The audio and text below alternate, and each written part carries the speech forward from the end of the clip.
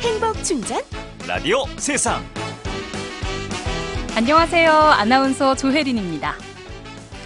비판 좋아하시는 분 없으시죠? 좋은 비판이라 하더라도 막상 얼굴 맞대고 들으면 머릿속이 하얘지는 기분 느껴보셨을 텐데요.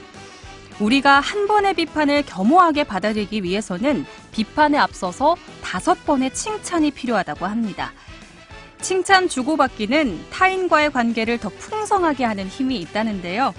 하지만 이게 참 쉽지 않습니다. 제 경우만 해도 그런데요.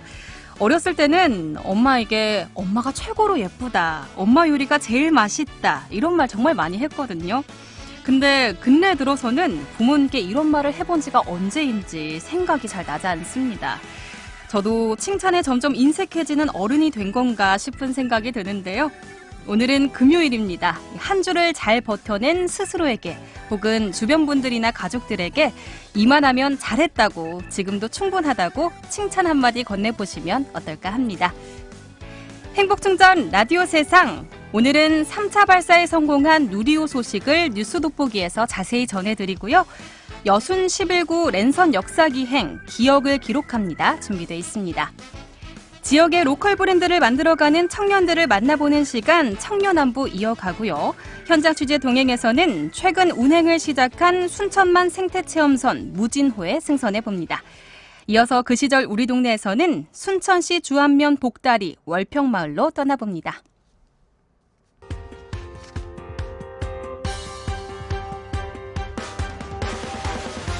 뉴스로 보는 시사 화제. 주간 뉴스를 한눈에 정리해드립니다. 우리 지역의 화제 이슈를 짚어보는 시간 뉴스 돋보기입니다. 바로 어제였죠. 많은 분들이 관심을 갖고 함께 지켜보셨을 텐데요. 한국형 발사체 누리호가 고흥 나로우주센터에서 우주로 날아올랐습니다. 누리호에 실린 위성들이 무사히 우주 궤도에 안착해서 임무를 완수했다고 하는데 자세한 내용 취재 기자와 함께 짚어봅니다. KBS 순천방송국 정길훈 기자 스튜디오에 나와 있습니다. 어서 오세요. 네, 안녕하십니까? 네, 이 누리호 발사가 당초 예정된 날짜로부터 하루 연기가 됐죠. 네. 그리고 바로 어제 발사가 됐는데 성공적이었다고 하죠. 그렇습니다. 말씀하신 것처럼 원래는 이제 지난 수요일이었죠. 24일에 오후 6시 24분에 발사하기로 했었는데 그날 컴퓨터 통신 이상이 생겨서 발사가 하루 연기됐고요. 그날 이제 항우연 연구진과 기술자들이 문제를 바로 잡아서 어제 발사관리위원회 열어가지고 오후 6시 24분에 발사하기로 했고요. 6시 24분에 우주로 날아오른 뒤에 성공적으로 로켓 1, 2단 다 분리됐고 페어링도 분리되고 또 이번 누리호에는 실용 위성이 8기가 실려 있었거든요. 차례대로 우주에 다 내보내졌고요. 전문 용어로 사출이라고 하는데 그리고 나서 이제 위성을 내보내고 나서 이게 지상과의 신호가 오고 가야 되잖아요. 그래서 그게 오늘 과학기술정보통신부가 브리핑한 걸 보면 위성 8기 가운데 5기가 양방향 교신에 성공했고 3기는 지금 신호가 들어오고 있지 않은데 지속적으로 신호 교신 노력을 하고 있다. 이렇게 발표를 했습니다. 네. 뭐 이전 1, 2차 발사 때도 그랬습니다만 이 누리호 발사 장면을 지켜보기 위해서 나로 우주센터 인근에 관람객들이 많이 모였다면서요. 예. 현장에 혹시 가보신 적이 있는지 모르겠는데 나로 우주센터에서 발사체가 올라가는 모습을 가장 잘 볼 수 있는 데가 고흥의 우주 발사 전망대거든요. 또 그 아래에는 바로 아래쪽에 남열해수욕장이 있고요. 어제 우주 발사 전망대에서는 이제 발사 장면 관람하러 오시는 분들에게 태극기랑 부채랑 나눠주고 또 대형 스크린을 설치해서 발사 장면을 방송사들이 중계하는 걸 그대로 내보냈는데 어제 많은 분들이 오셔서 전날에 하루 연기됐기 때문에 또 연기되지 않을까 그런 약간 긴장감 속에 봤던 것 같고요. 발사 성공하는 순간에는 일제히 환호성을 울렸고 또 성공 발사가 됐기 때문에 많이들 환호하고 박수치고 그랬던 것 같습니다. 저희 취재진도 남열해수욕장하고 우주 발사 전망대에 갔었는데 분위기가 대단히 좋았다고 합니다. 네, 그만큼 많은 분들이 관심을 갖고 지켜보신 것 같은데 그렇다면 앞서 진행됐던 1, 2차 발사와는 어떤 차이가 있고 또 이번 3차 발사 성공이 갖는 의미는 뭔지 좀 짚어주시죠. 예, 1, 2차 발사는 그 일종의 시험 발사 성격이었죠. 그러니까 발사체의 성능을 검증하는 성격의 발사였죠. 그래서 누리호 위에 실려 있던 것도 성능 검증 위성이나 아니면 위성 모사체 이런 걸 싣고 올라갔거든요. 근데 이번에는 실용 위성, 그러니까 네. 카이스트에서 만든 소형 위성과 또 큐브 위성 7개를 싣고 갔거든요. 그러니까 이거는 단순히 발사체만 쏘는 게 아니라 발사체에 실린 위성이 성공적으로 우주 궤도에 안착할 수 있느냐. 이것이 의미하는 거는 해외에서 이제 소형 위성들을 쏘려고 할 텐데 그 네. 우주 발사체를 발사하는 시장을 우리 기술로 선점할 수 있느냐의 의미이거든요. 그래서 이게 발사 성공했다는 거는 우리 우주 기술이 일정 정도 인정을 받았다는 의미가 가장 크고요.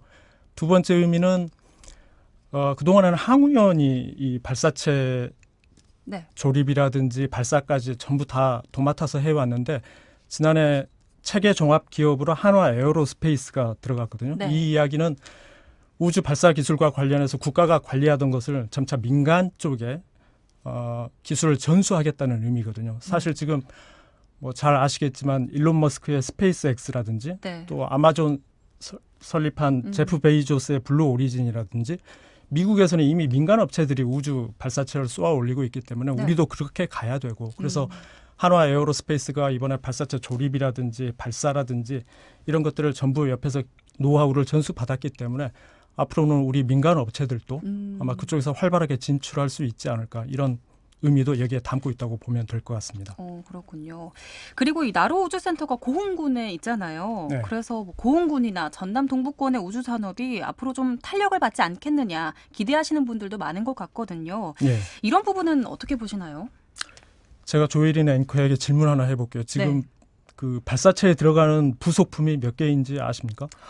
셀 수도 없이 많을 것 같은데요. 37만 개가 들어갑니다. 37만 개가 들어가는데 근데 이게 전남 동부 지역에서 생산되는 게 거의 없거든요. 그러니까 네. 발사체와 관련된 부속품은 대부분 지금 한국 항공우주산업 카이가 있는 경남 사천이라든지 아니면 기계 산업이 발달돼 있는 경남 창원이라든지 네. 이런 데 이제 우주 발사체 관련된 업체들이 집적화가 돼 있고요. 네. 또 연구는 잘 아시는 것처럼 항우연이나 카이스트가 있는 대전 권역에 있습니다. 네.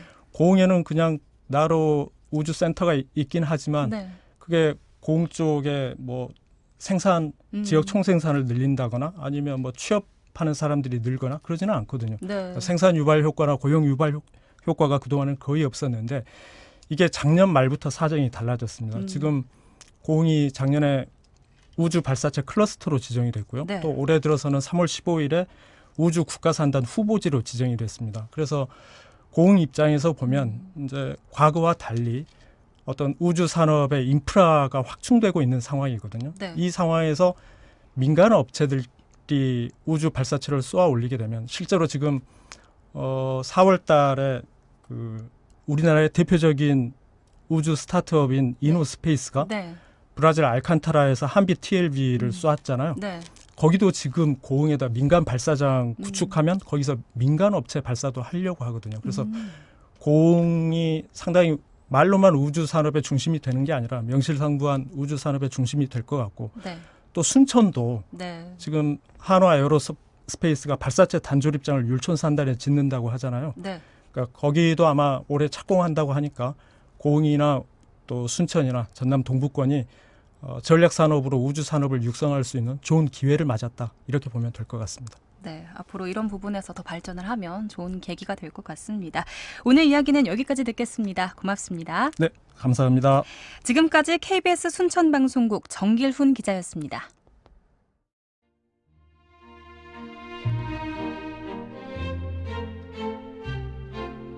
여순 11구 랜선 역사기행, 기억을 기록합니다. 여순 11구가 남긴 상처와 흔적은 여전히 지역 곳곳에 아픔으로 남아 있습니다. 사라진 희생자의 흔적을 찾아 여수시 만흥동 산 271-2번지를 찾았습니다.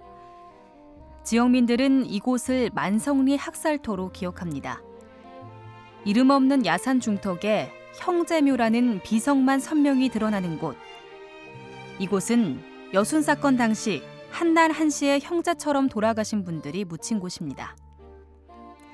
상흔과 함께 땅에 묻혔을 통한의 시간을 여수지역사회연구소 이호성 시민정책위원장의 해설로 탐방해봅니다. 오늘 랜선 역사기행은 한성여자고등학교 김태빈 역사교사, 서승 우석대 동아시아 연구소장과 함께합니다.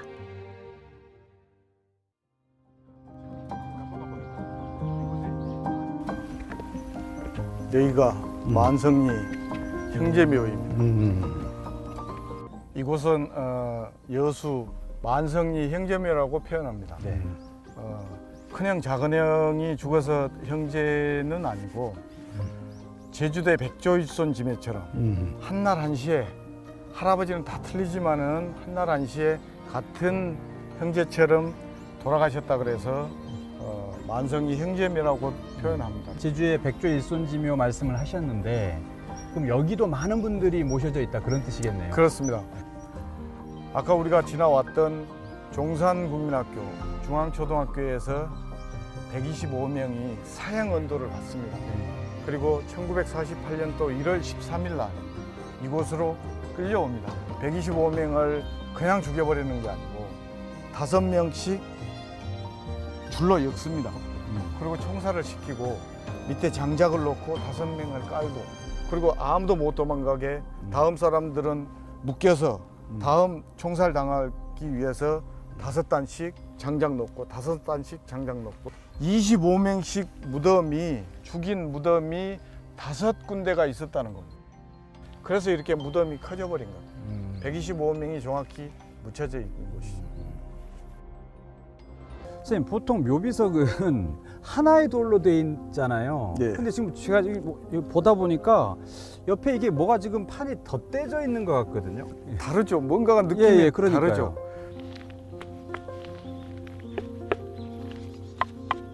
이 소리 들립니까? 소리가 좀 다르네요. 전혀 다르죠. 예. 앞뒤 옆면이 전혀 다릅니다. 왜 그런 이유가 있어요. 여기에 묻혀 있는 자녀들이 125명 중에 적극 가담자라고 분류된 어쩌고 쭉 설명을 해놨는데 적극 가담자가 아니라고. 그래서 여기에 묻혀 있는 가족임에도 불구하고 자기 돈을 들여서 내용을 덮어버렸어요. 내용을 아무도 모르게. 그 여순 사건 당시에 참 억울하게 그렇게 학살을 당한 거나 마찬가지인데 그럼에도 불구하고 여전히 자기가 어떤 빨갱이의 어떤 그런 자식이 아니다라고 하는 것들을 지금도 그렇게 이런 정말 되게 왜곡된 형태로 이야기할 수밖에 없는, 물론 이게 마땅치는 않습니다만 그분들의 또 마음도 이해가 되고 그분들도 또 큰 피해자라는 생각도 들고 그래서 아직은 여수는 끝나지 않은 진행형이다. 아직도 풀어야 될 숙제가 많다는 것을 이 표지석 하나만 봐도 아직도 여전히 남아있는 숙제이기도 합니다. 네. 풀어가야 할 숙제를 안고 다음으로 찾아간 곳은 만성리 희생자들의 원혼을 위로하기 위해 건립된 여순 사건 희생자 위령비입니다. 여수시 만흥동 149-6번지에 위치해 있는데요. 묵념을 시작으로 탐방을 이어가던 중 위령비에 어떤 내용을 기록하고 있는지 살폈습니다. 선생님, 그러면 이 위령비 뒤쪽에도 뭐 비석을 세운 어떤 내력이라든 이런 게 좀 설명이 돼 있겠습니다. 직접 한번 보시죠. 네. 뭐가 있는지 한번 보겠습니다. 이쪽으로 한번 돌아와 보십시오.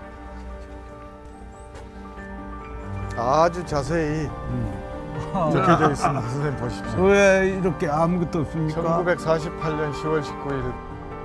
참 할 말은 많은데 말을 참 할 수가 없어서 말을 줄여놨습니다. 우리가 어떻게 채워갈지 여부는 앞으로 이제 숙제이고. 저는 이 말지름표가 훨씬 더 많은 이야기를, 여순 사건에 대한 이야기를 좀 전해주는 것 같아서 더 뭉클합니다. 48년 10월 19일에 일어난 여순 사건은 국가가 저지른 국가폭력이라고 생각합니다. 정당한 법률과 정당한 재판에 의해서 죽임을 당한 게 아니고 그냥 일방적인 국가가 저지르는 학살이죠. 제노사이드라고 표현을 합니다.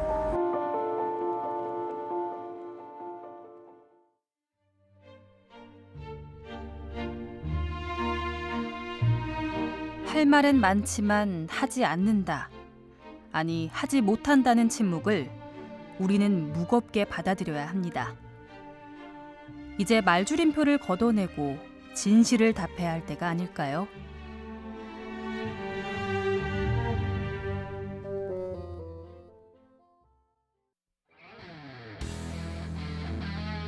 지역 뉴스와 우리 이웃들의 이야기가 있는 KBS 순천 라디오 매거진 프로그램 행복충전 라디오 세상입니다.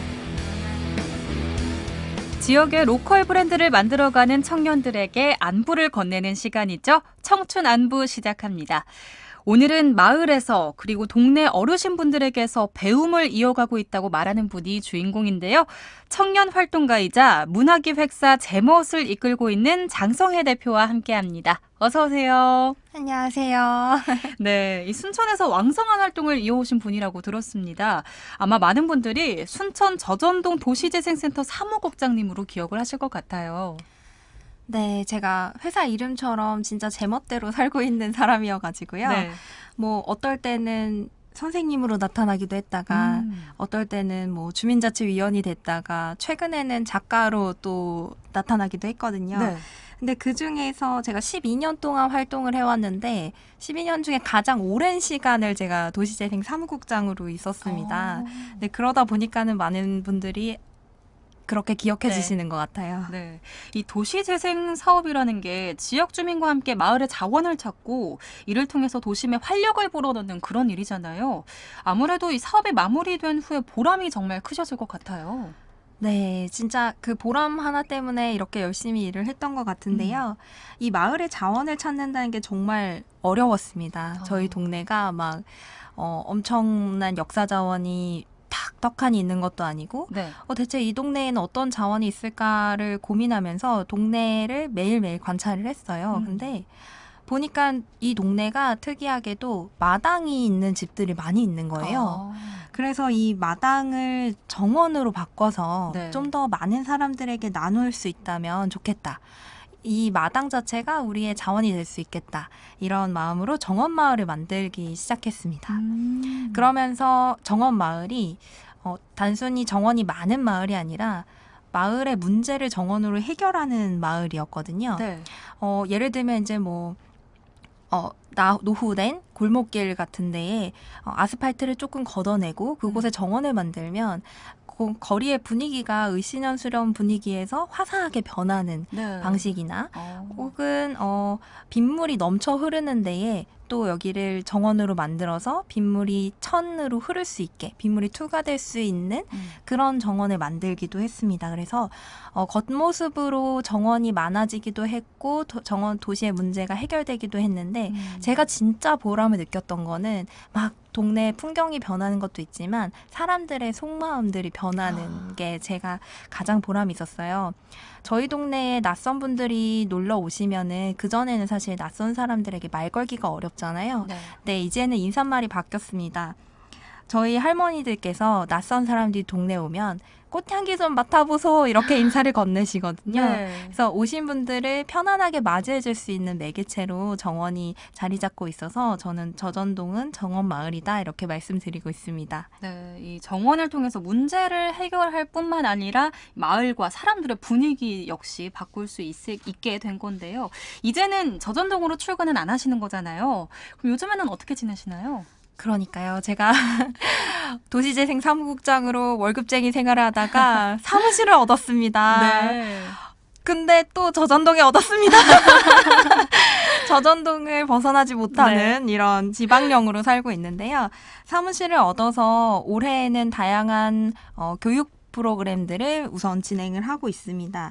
예를 들면 이제 저희가 옥상 텃밭 정원 TV라고 해서 정원, 텃밭, 미디어를 연결한 교육도 매주 토요일 준비하고 있고 그리고 저희 회사 이름 제멋이잖아요. 네. 이번에는 50 플러스 그러니까 신중년들의 인생 후반기에 자신의 멋을 찾아가는 그 과정을 돕는 50 플러스 인생학교도 준비하고 있고 그리고 정원 여행을 하는 상품을 크라우드 펀딩을 해보기 위해서 해서 준비를 하고 있습니다. 네, 그만큼 저전동과 또 순천과 인연이 깊으신 것 같은데 여기 순천이라는 지역과 인연을 맺게 된 건 가족의 이사였다고 들었습니다. 그리고 전통시장 활성화 사업으로 청년 활동을 시작하게 되셨다고 들었는데요. 이 이야기를 좀 들려주시죠. 제가 대학교 1학년 때였습니다. 네. 학교가 순천이 아니어가지고 타 지역에서 대학교 1학년 1학기를 마치고 집에 와야 되는데 갑자기 네. 엄마가 순천으로 오라고 하시는 거예요. 갑자기 집이 없어진 거죠? 이사했다 이러시더라고요. 네. 해맑게. 그래서 순천으로 왔고 방학 기간 동안에 뭔가 알바라도 해볼까 했는데 제가 그렇게 막 일을 식당 일을 해보거나 그런 알바를 해본 적이 없어서 좀 네. 쉬워 보이는 걸 찾았습니다. 근데 그 알바 중에 어떤 게 있었어요. 컨설팅 내용을 기록하고 정리하면 되는 알바라는 거예요. 네. 그래서 너무 재밌어 보이고 쉬워 보이고 네. 꿀알바 같아가지고 들어갔는데 알고 보니 문화기획사였던 거죠. 그래서 그 문화기획사에서 일을 하게 된 거예요. 왜냐하면 그 컨설팅 내용이 너무 재밌었거든요. 내용이 어떤 거였냐면 네. 문화예술을 통해서 이 전통시장을 활성화시키는 그런 사업들을 진행하는 공간이었습니다. 그래서 예술적인 어떤 행사나 뭐 주민들의 마음이 변화되거나 하는 것들이 이 공간을 활성화시키는 걸 보면서 굉장히 흥미롭게 느껴져서 결국에는 휴학을 하고 계속 일을 하게 됐습니다. 이 대학을 이제 잠시 멈추고 청년 활동에 몰두하셨던 걸 보면 이 일이 그만큼 가치 있는 일이다 이렇게 생각을 하셨나 봐요. 네. 처음에는 진짜 휴학만 하고 네. 잠깐 일을 할 생각이었는데요. 네. 원래 건축을 전공했었어요, 제가. 근데 일을 하다 보니까 내가 건물을 예쁘게 디자인하는 것보다는 이 공간이 만들어지고 공간 안에서 사람들이 어떻게 연결되고 커뮤니티가 형성되는지에 더 관심이 있다는 생각이 들어서 네. 그래서 나는 그러면 좀 더 사람들을 연결하는 일을 해보자 라는 마음을 먹은 뒤에 네. 바로 자퇴를 했습니다. 그렇군요. 그리고 그 이후에는 방랑 생활을 자처하셨다고 들었는데요. 이곳저곳 옮겨 살면서 생태 공동체를 찾아다녔다고 하던데 이게 무슨 이야기인지 너무 궁금했어요. 네. 연결이라는 키워드를 생각하다 보니까 연결은 지속 가능성이고 생태계는 연결되어 있는 거예요. 그래서 저는 이런 어떤 지역사회 문제 혹은 사회 문제를 해결하기 위해서 연결이 필요하고 이 연결을 어디서 배울까를 고민하다가 생태계에서 배우면 좋겠다. 이런 생각을 하게 된 거죠. 그래서 생태계에 대해서 공부를 하다 보니까 우리의 삶의 방식 자체가 굉장히 생태적인 삶이 필요하구나. 네. 지구와 연결돼야 되겠구나라는 걸 느끼고 있었는데 우연히 또, 제가 우연한 사건들이 좀 있는데 네. 우연히 어떤 페이스북에서 생태 공동체 여행을 갈 사람을 모집한다는 글을 본 거예요. 그래서 알지도 못하는 사람들과 네. 여행을 떠나게 됐죠. 그러면서 그 공간에서 지속 가능한 세상을 위해서 활동하는 다양한 마을이 있다는 것을 알게 됐습니다. 그러면서 그곳에서 이제 다양한 배움이 있었어요. 네, 다양한 지역에서도 다양한 나라에서 생태를 귀하게 여기는 마을과 사람들을 경험한 셈인데요. 그럼 이 시기에서 가장 기억에 남는 에피소드가 있다면 어떤 걸까요? 그 마을에서 만났던 아이가 네. 가장 기억이 남는데요. 이름도 까먹지 않아요. 네. 그러니까 태국이었는데 태국 이름은 기억이 안 나는데 저희가 별명으로 하이쿠라는 네. 별명을 불렀어요. 근데 하이쿠랑 저랑 되게 즐겁게 바깥에서 소꿉놀이를 하고 있었는데 정말 예쁜 꽃들이 보였습니다. 네. 그래서 제가 꽃 너무 예쁘다 이러면서 소꿉놀이를 하기 위해서 보통 어릴 때 풀 뜯어가지고 막 짓이겨서 놀곤 하잖아요. 네. 그래서 꽃을 뜯으려고 하니까 친구가 가장 예쁜 꽃을 놔두고 그 옆에 있는 꽃을 뜯어서 저한테 주는 거예요. 이 가장 예쁜 꽃은 그냥 바라보아야 네. 된다고 하더라고요.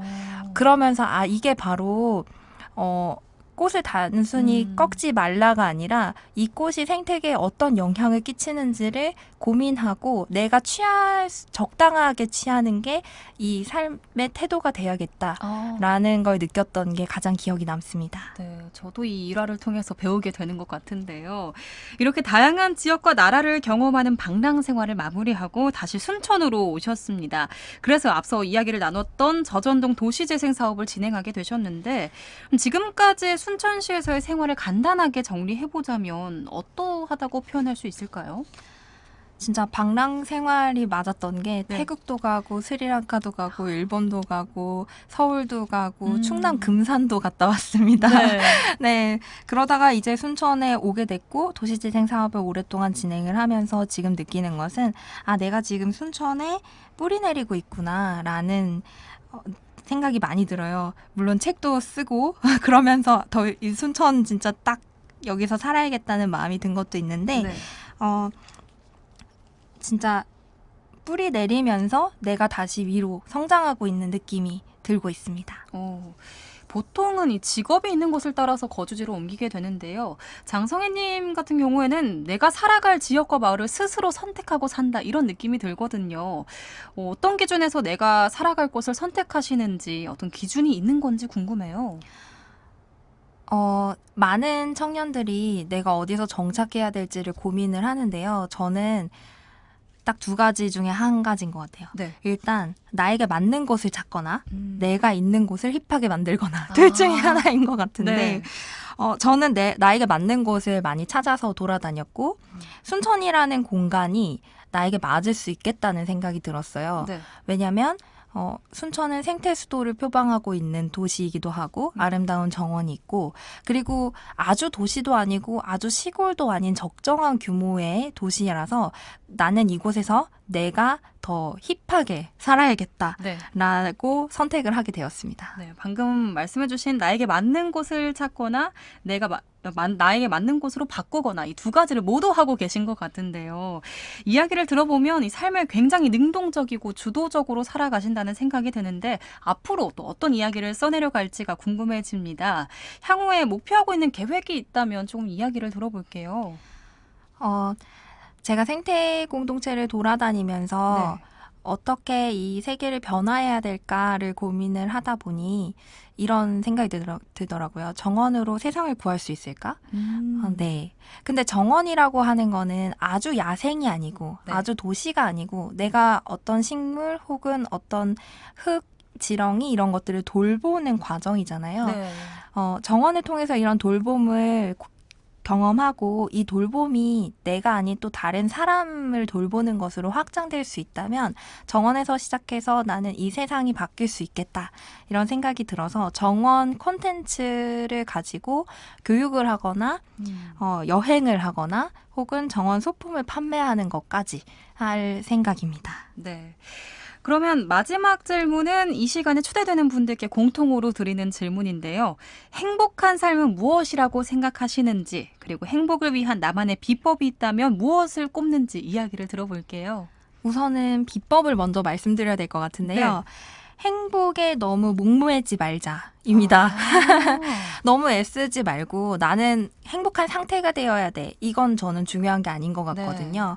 목매지 말고 저의 행복의 기준점은 내가 감사함을 잃지 않고 있는가. 나의 현재 상태를 감사하고 있는가가 기준이기 때문에 애쓰지 말고 웬만하면 진짜 건강하고 슬프지 않으면 된다. 네. 라고 말씀드리고 싶습니다. 네, 행복해지는 방법이 행복에 목매지 않는 것이라고 말씀을 해주셨습니다. 오늘 이야기 잘 들었고요. 저희가 이 시간에 초대되는 분들께 신청곡을 띄워드리고 있습니다. 장성혜님의 추천곡은 어떤 곡일까요? 제가 따뜻하고 다정한 목소리를 굉장히 좋아하는데요. 네. 김사월이라는 분의 외로워라는 곡을 추천해드리고자 합니다. 네. 가사가 정말 예쁜 곡이고요. 외롭다고 외치는 곡인데요. 이 외롭다고 외친다는 거는 나의 감정을 직면하고 있다는 거죠. 그리고 한 번쯤 아주 좋은 사람을 만나 좋은 날들이 있기를 바라 비슷한 거라도 목매지 않는 이 비슷한 경험이 있기를 바라는 마음에서 이 곡을 추천해 드립니다. 네, 알겠습니다. 그럼 저희는 장성애님의 신청곡 김사월의 외로워 이어 들으면서 오늘 인사 나누겠습니다. 오늘 말씀 잘 들었습니다. 고맙습니다. 감사합니다. 매번 좋은 면들을 찾네 어쩔 수 없나 나는 외로워 역시 나쁜 사람을 만나 결국 나쁜 일들을 겪네 어쩔 수 없나 잠들지 않으며 잠이 들고 웃지도 않으면서 웃으며 무엇을 그리워하는지도 잘 모른 채 새벽을 보내네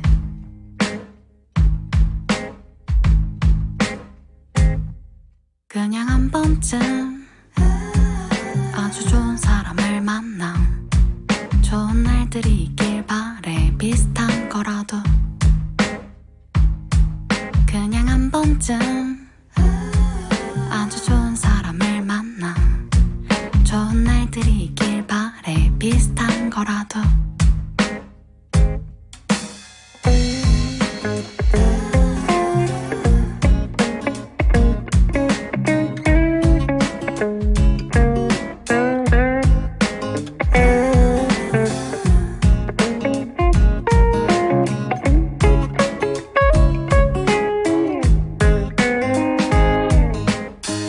잠들지 않으며 잠이 들고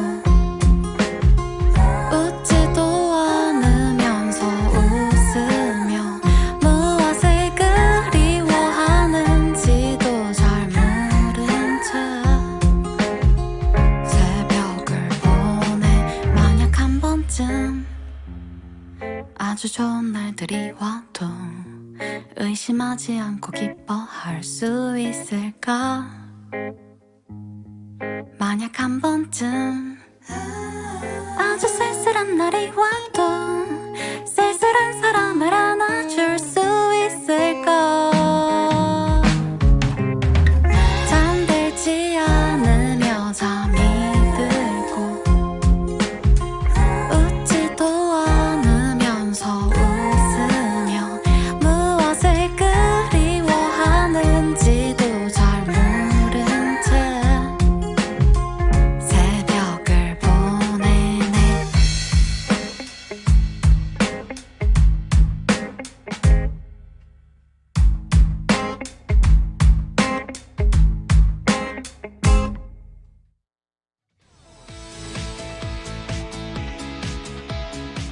즐거운 만남, 유쾌한 미담, 행복한 웃음. 우리 지역의 정다운 목소리와 함께합니다. 현장 취재 동행. 현장 취재 동행 김희지 리포터 나와 있습니다. 어서 오세요. 네, 안녕하세요.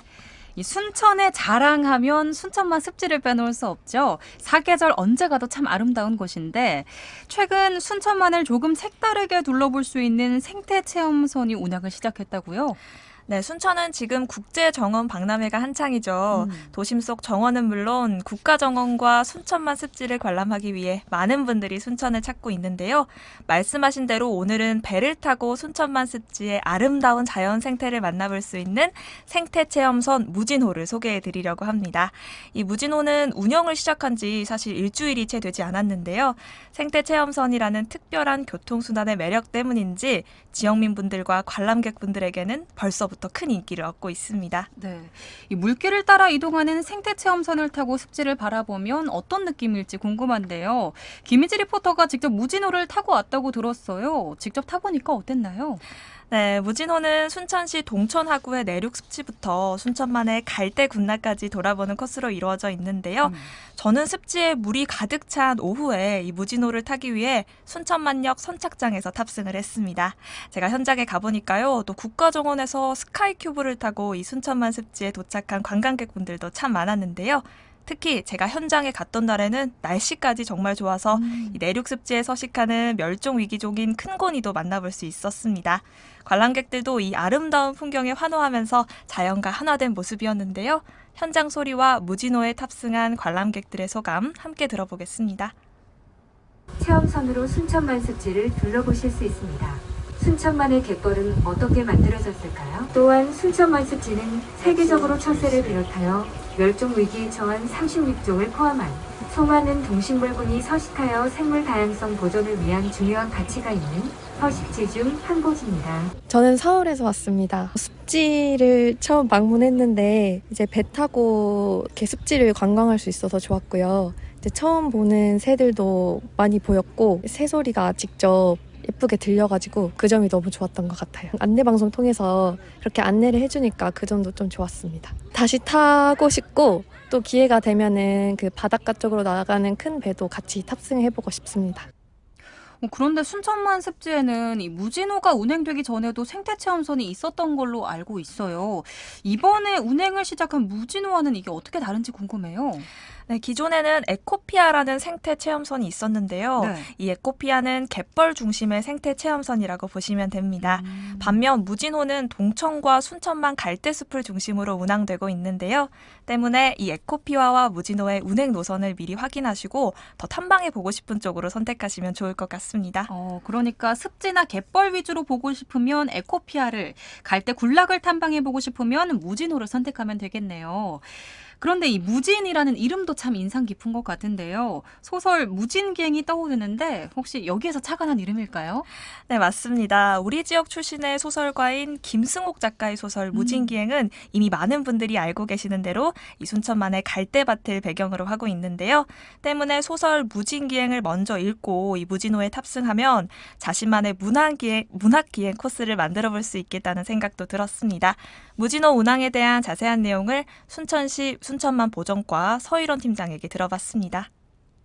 순천만 보존과에서 근무하는 해양지도팀장 서일원입니다. 무진호는 스카이키블을 통해서 순천만역으로 오시는 탐방객들이 갈대열차를 통해서 순천만 습지로 오셨는데요. 색다른 동선을 만들고자 소형 생태체험선인 무진호를 기획하게 되었습니다. 기존의 생태체험선인 에코피아는 바다 연안까지 왕복 한 3km 정도 운항하는 코스로 연안 갯벌의 경관을 볼 수가 있고, 생태체험선 무진호는 문학관 승선장에서 대대 선착장까지 약 1.2km를 운행하고 양쪽 갈대군락이 우거진 갈대숲과 계절에 따라 희귀종인 혹부리오리, 청다리 도요새 등 다양한 생태를 볼 수가 있습니다. 순천만의 역사와 가치에 대해서 설명을 드리고 다양한 볼거리를 제공함으로써 전 세계 5대 연안 습지인 순천만 습지의 진정한 가치가 더욱더 널리 알려지기를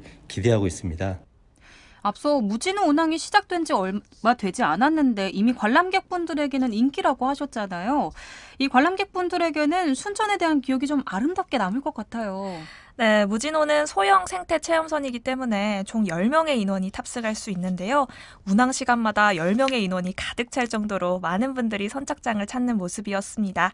관람객분들은 평소에 생태 체험선을 자주 접한 적이 없기 때문에 낯설기도 했지만 그래서 더 좋았다, 이렇게 말씀을 하셨고요. 네. 특히 무진호가 자연에 더 가까이 다가갈수록 시원한 바람이 솔솔 불어오는데 그 바람조차도 너무 좋았다, 이런 이야기들이 많았습니다. 관람객분들 더 만나보시죠. 저희 할머니가 광주에서 사시다가 3년 전쯤에 이어서 오시고 저희 여기 순천만 국가정원 거의 2년 전부터 다녔었거든요. 근데 이거는 처음 타보고 트램을 한 번도 안 타봐서 트램 타보자고 왔다가 겸사겸사 탄 거예요. 너무 시원해요. 지금 날씨 너무 딱이고 네. 바람도 너무 시원하고 설명을 계속 해주시더라고요. 순천만 국가정원도 설명해주시고 습지도 어떻게 조성되는지 설명해주시고 시민분들이 참여를 많이 한 거더라고요. 듣다 보니까 네, 뜻깊을 것 같기도 하고 좋았어요. 유익했어요. 저희 엄마랑 같이 오면 또 탈 것 같아요. 오늘 엄마 같이 안 와가지고 아쉬워서. 근데 방금은 이제 편하게 앉아가지고 너무 시원하고 구경하기도 좋고 참조 설명도 좋고 그래서 자주 왔었지만은 한 번쯤 해볼 것 같아요. 이 관람객분의 말처럼 요즘 날씨도 정말 좋잖아요. 이 새소리도 들리고 순천만 습지의 바람도 느껴지고 저도 생태체험선 무진호에 탑승해보고 싶다는 생각이 드는데요. 이 순천만 국제정원 박람회장에 들렀다가 무진호에 탑승해보면 정말 좋을 것 같아요. 네, 국가정원과 순천만 습지를 잇는 스카이큐브 많은 분들이 이용하실 텐데요. 이 스카이큐브의 종착지가 바로 순천문학관 근처입니다. 바로 이 순천문학관 인근에 무진호 선착장이 위치해 있고 이곳에서 발권이 가능한데요. 무진호를 타고 물길을 따라 이동하다 보면 동천하구의 내륙 습지를 탐방하며 순천만 습지로 이동하게 되는데 이번에 개설된 무진호의 운행 노선은 순천만 습지로 진입할 수 있는 새로운 동선이라고 합니다. 때문에 그동안에는 볼 수 없었던 풍경들을 눈에 담아 가실 수 있는데요. 무진호는 순천만 습지에서 약 15분가량을 머물면서 탐방객들에게 볼거리를 제공했습니다. 탑승객들의 이야기 이어서 들어보시죠. 여기 국가정원 얘기는 많이 들었죠. 그래서 한번 올까 생각을 하다가 아이들이 또 마련해 줘가지고 왔습니다. 요트 탄 것 같고 배가 너무 예쁘고요. 아름답고 깨끗하고요. 또 습지가 갈대를 직접 이렇게 눈높이가 낮은 데서 보니까 너무 생생하고 습지에 있는 그 새도 너무 예뻤어요. 저는 그냥 이렇게 좋을지 몰랐거든요. 근데 탁월한 선택이었어요. 정말 이렇게 가까이에서 자연을 접하니까 습지가 이렇게 잘 보존이 돼야 되겠구나 그런 생각을 많이 했어요. 일단 편해서 너무 좋았고 그리고 항상 올 때마다 걸어서 돌아다녔는데 배 타고 온 건 처음이었어요. 위에서 보는 거랑 보는 시선이 많이 다르니까 좀 색달랐고 순천만에 다시 온다면 다시 타고 싶어요. 순천만 습지는 지난 2021년 유네스코 세계 자연유산으로 등재가 됐습니다. 그만큼 풍광이 아름답고 또 생태학적 가치도 높은 곳인데요. 많은 분들이 이 무진호를 이용할 때 습지의 가치와 소중함을 함께 느껴가시면 좋겠습니다. 네, 또 순천만 습지로 진입할 수 있는 새로운 동선이 생긴 거라고 하니까 많은 분들이 이용해 보시면 좋겠습니다. 오늘 내용 잘 들었습니다. 고맙습니다. 감사합니다. 지금까지 김희지 리포터였습니다.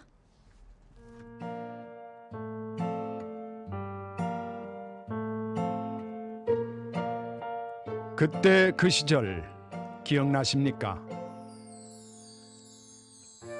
우리 마을 동화 같은 옛 이야기를 들려드립니다. 그 시절 우리 동네.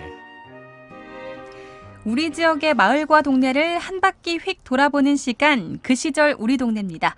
두레아트 김현정 대표와 함께합니다. 안녕하세요. 네, 안녕하세요. 오랜만에 뵙죠? 네, 오랜만에 뵙습니다. 오늘 탐방해볼 마을은 지역민분들도 마을 이름을 헷갈려하는 마을이라고 들었어요. 네, 맞아요. 우리나라 곳곳에는 다양한 이름들이 굉장히 많잖아요. 네. 마을들이. 그 마을에는 이렇게 각각의 이야기가 깃들어 있을 뿐만 아니라 또 서로 다른 도시에 똑같은 동 이름이 있는가 하면 또 역사적 한 인물이 여기저기 옮겨 다니다 보니까 그게 또 마을 이름이 되기도 하는데요. 네. 그런 탓에 이 발빠른 나그네라고 자청하는 저도 마을 구석구석을 가끔 헷갈려 할 때가 있는데요. 네. 그래서 오늘은 순천이 고향인 저에게도 주변 인근의 마을들과 사실 이름이 같아서 조금 헷갈리는 그런 곳을 소개해드릴까 합니다. 네. 순천시 주안면 복다리 월평마을을 소개해드리겠습니다. 맞아요. 말씀하신 대로 어쩐지 이 월평이라는 지명이 익숙한데요. 순천시 주안면 복다리 월평마을은 어떤 곳인가요? 혹시 그 깨구랑창, 꼬랑창, 꼴창, 꼬랑, 깨구랑, 깨울창이 무슨 말인지 아시겠어요? 제가 사투리에는 조금 약해서 그쵸? 정확히 무슨 뜻인지는 잘 모르겠지만 추론을 해봤을 때 개울 같은 의미가 아닐까요? 맞아요. 저는 전라도 사람들이 이 꼬랑이라고 하니까 사람들이 그러더라고요. 개울이 꼬랑이라고 왜 부르냐고 물어보는데 사실 맞추셨어요. 이 많은 방언들을 알아들으시는 거 보니까 이제는 전라도 순천분이라고 어디 가서 당당히 이야기하셔도 될 것 같아요. 그 복다리 월평마을은 마을 앞으로 작은 개울이 흐르고 있고 또 뒤로는 산이 감싸고 있는 정말 여유롭고 한적함이 느껴지는 전형적인 시골 마을인데요.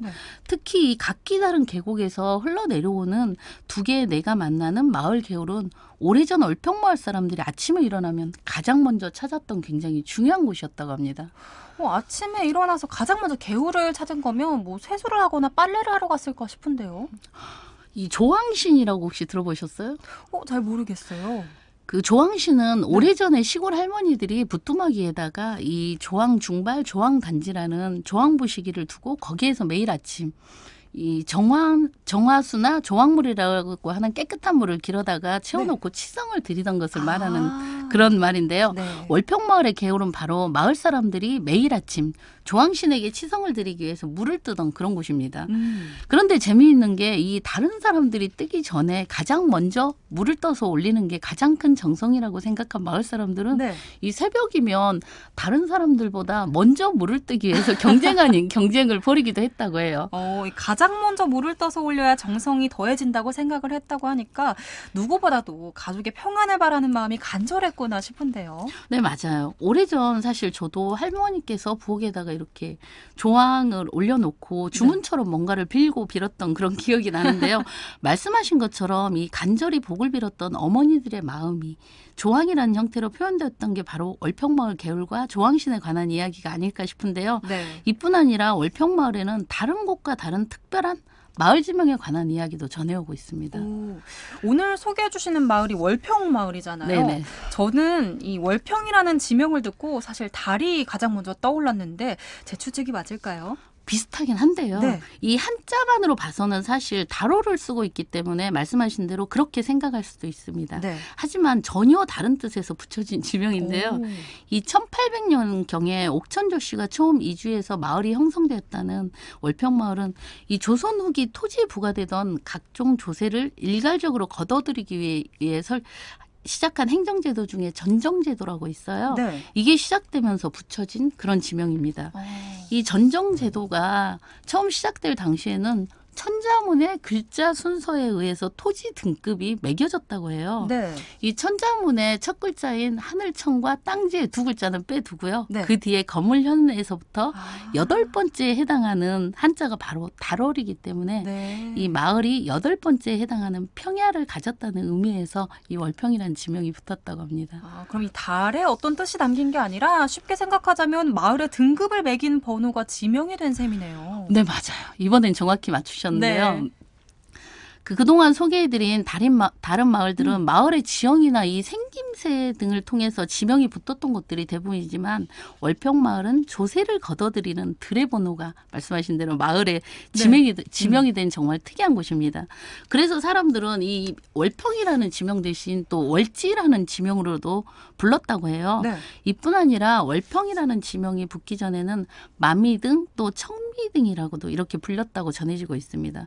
이 마미등과 청미등이라는 지명은 다른 여느 마을처럼 뒤에 있는 산이 말의 꼬리를 닮았다고 해서 붙여진 지명이라고 합니다.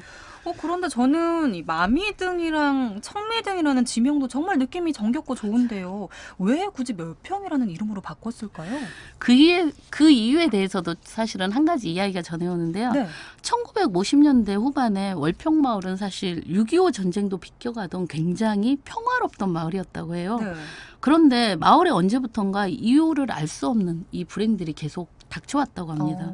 맨 처음 마을 사람들을 긴장시킨 것은 사실 마을 입구 물레방앗간에서 일어난 화재였다고 하는데요. 마을 사람들은 이 원인을 알 수 없는 불이 나자 모두 나와서 같이 불을 끄게 됐고요. 이 과정에서 이 마을 사람 몇 분이 화상을 입고 또 다치기도 했다고 합니다. 마을에 불이 난 것도 큰일인데 사람들까지 다쳤다고 하니까 주민분들 모두가 놀랐을 것 같아요. 사실 이 마을에 처음 제가 화재가 났다고 말씀을 드렸잖아요.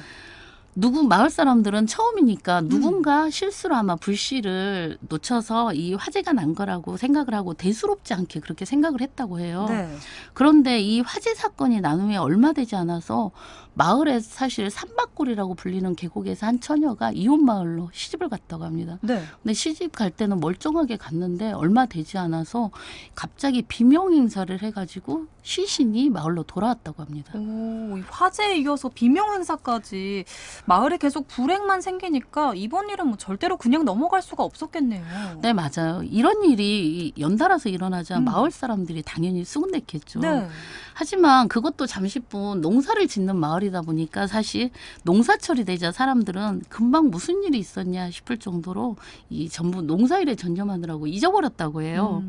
그렇게 몇 달이 지나고 마을 사람들이 뭔가 불길한 조짐이 있다는 것을 눈치챈 것은 그리 깊지도 않은 물에 사실 사람이 빠져서 사망하고 또 마을 공터에서 멀쩡하게 뛰어놀던 아이가 크게 다치는 일이 생긴 후부터였다고 합니다.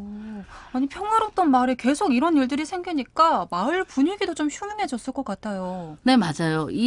예전에는 마을 안악들이 수다를 떨던 곳이 빨래터잖아요. 그래서 네. 마을 안악들은 빨래터에 모이면 아무래도 마을에 흉사가 있으려고 일어나 보다 하면서 불안해서 이야기를 나눴다고 해요.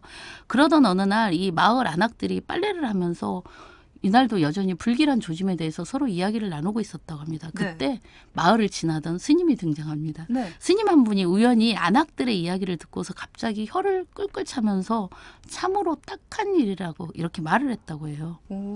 스님이 혀까지 차면서 탄식을 할 정도면 정말 마을에도 나쁜 일이 생기는 거 아닐까요? 네, 맞아요. 그래서 이 스님의 말을 들은 안악들은 스님에게 도대체 무엇이 그리 딱한 일이냐며 바지를 잡고도 계속 늘어졌다고 합니다. 그러자 스님은 마을의 뒷산 형상이 말꼬리인데 이 말꼬리에 불이 붙었으니 말이 이리저리 뛰고 지금 난리가 났으니 그래서 마을에 화가 끊이지 않는다. 이 말만을 남기고 떠나버렸다고 합니다. 네. 근데 이 스님의 말을 듣기는 했지만 빨래하는 안악들이었잖아요. 그러다 보니까 이 안악들이 이 말을 무슨 말인지 몰라서 마을에 내려와서 남자들에게 이 말을 전했다고 합니다. 네. 그러자 이 말을 듣자 이 마을 남자들이 일제히 마을에 옹기막이 있는 마미등을 떠올렸다고 해요. 네. 이 마미등에는 1950년대 중반부터 이씨성을 가진 옹기쟁이가 사실 들어와서 여기서 옹기를 굽기 시작했고요. 이거를 생각하다 보니까 스님의 말과 견주어 보니 실제로 마을에 불행한 일이 생기기 시작한 게 이 씨가 거기에서 옹기를 굽기 시작한 그때부터였다고 합니다. 정말 생각해보니까 이 말꼬리 형상인 마미 등에 옹기를 굽느라 불을 붙였으니까 이 스님의 말씀이 딱 들어맞는 것 같은데요. 네, 맞아요. 그래서 이 마을 사람들이 어떻게 했겠어요? 옹기를 굽는 이 씨를 마을에서 쫓아내고 이 옹기막을 폐쇄해야지 말이 정상으로 돌아간다고 의견을 모으고요. 이 씨에게 쫓아갔다고 해요. 네. 그러나 이 말을 들은 이 씨가 갑자기 나가라고 하니까 나가지 않았겠죠. 네. 이건 미신이라면서 이런 자에 거절을 했다고 합니다. 그러자 마을 사람들은 계속 돌아가면서 거듭해서 찾아갔고요. 이러자 결국에 1964년에 이 씨가 옹기 가마를 해체한 후에 다른 곳으로 떠나버렸다고 해요.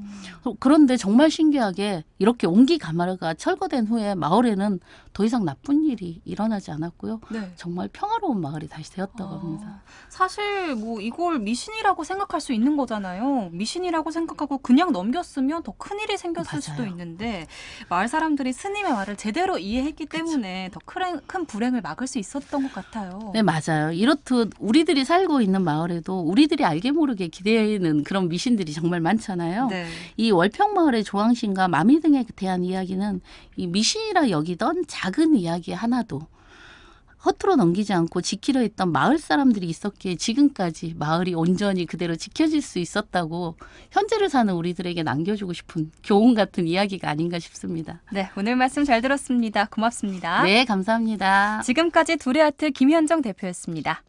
행복충전 라디오 세상은 여기까지입니다. 마지막 곡으로 김현철의 동네 띄워드리면서 인사드립니다. 함께해 주신 여러분 고맙습니다.